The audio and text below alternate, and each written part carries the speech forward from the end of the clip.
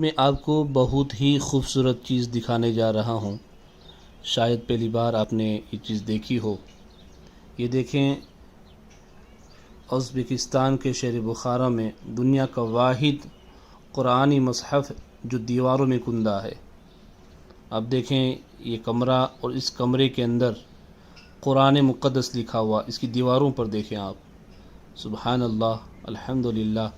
اور اس کے حروف اور یہ کندہ کیا ہوا دیکھیں آپ کس انداز سے لکھا ہوا ہے دیواروں کے اندر. اور خوشی کی بات تو یہ ہے کہ 30 پاروں کے لیے 30 الگ الگ کمرے. سبحان اللہ، یعنی ایک کمرے میں ایک پارہ لکھا ہوا ہے دیواروں پر، دوسرے کمرے میں دوسرا پارہ. اس طریقے سے 30 کمرے میں 30 پارے لکھے ہوئے ہیں.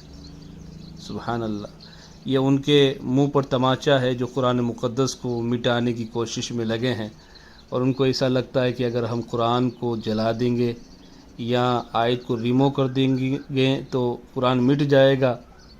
حضرات، یہ قرآن صبح قیامت تک قائم رہے گا، کیونکہ اللہ تعالیٰ نے قرآن میں ارشاد فرمایا، اِنَّا نَحْنُ نَزَّلْنَا الذِّكْرَ وَإِنَّا لَهُ لَحَافِظُونَ. بے شک ہم نے اتارا ہے یہ قرآن، اور بے شک ہم خود اس کے نگہبان ہیں.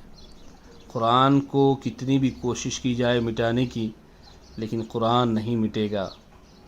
ہے قول محمد قول خدا، فرمان نہ بدلا جائے گا.